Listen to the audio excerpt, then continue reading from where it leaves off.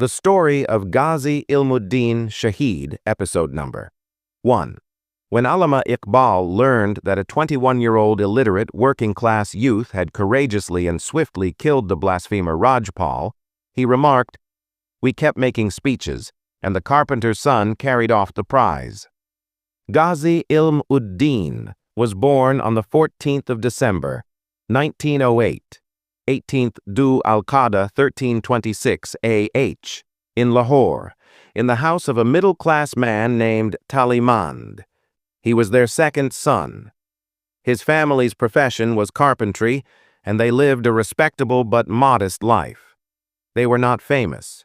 Their reputation was confined to their own neighborhood. If they worked outside Lahore, people respected them for their hard work, honesty, and integrity. Life went by in this manner.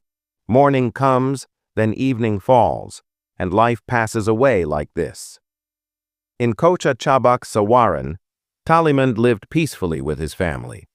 He had no desire for grandeur.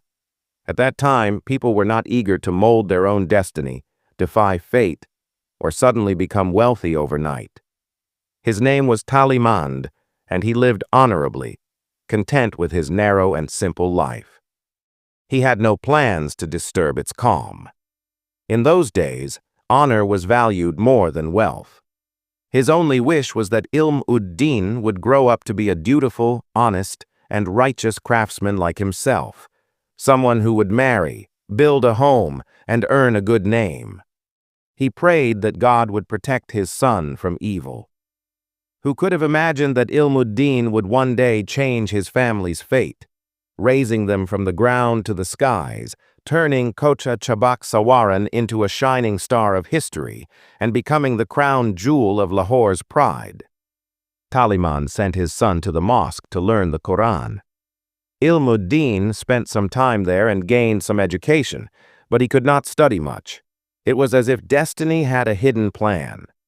He was chosen for a task greater than education itself, a task that embodied the true purpose of learning. Within him lay a God-given gift, unknown even to himself, which would one day grant him eternal honor through an act that had no equal. Talimand was a skilled craftsman and would often take Ilm-ud-Din with him to work outside Lahore. His elder son, Muhammad Din, received an education and secured a government job, while Ilm-ud-Din inherited the family trade. Once, Muhammad Din had a troubling dream about his younger brother. At the time, Ilm-ud-Din was with his father in Sialkot. Muhammad Din grew restless and went to Sialkot to check on him. The love between the two brothers was so deep that when Muhammad Din arrived at his father's lodging and saw Ilm-ud-Din sitting on a cot, Ilm-ud-Din leapt up at once.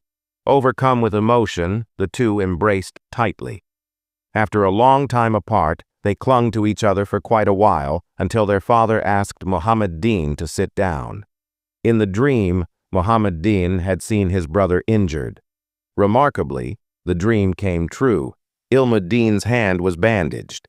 He had cut himself with glass, but fortunately, the wound was not deep. The next day, Muhammad Din returned to Lahore. Ilm-ud-Din continued working with his father, learning the trade. The family assumed he would become a carpenter and earn his living from this craft. Since he was still a beginner, he injured his hand. Such things often happen when working with sharp tools. Talimand never fell ill. He worked both in Lahore and in other places. Wherever he worked, he earned a good name, not only through wages and transactions, but also by forming bonds of kindness and humanity. This made people love and respect him. Ilm-ud-Din grew up in an old-fashioned household under his parents' care. From his home, he absorbed lessons of dignity, honesty, and righteousness. Though he lacked formal education, he grasped its spirit and purpose. The home environment shaped him. From his father's example, he learned that a true person is one who serves others, makes sacrifice and generosity the foundation of life, lives sincerely, and treats everyone with kindness.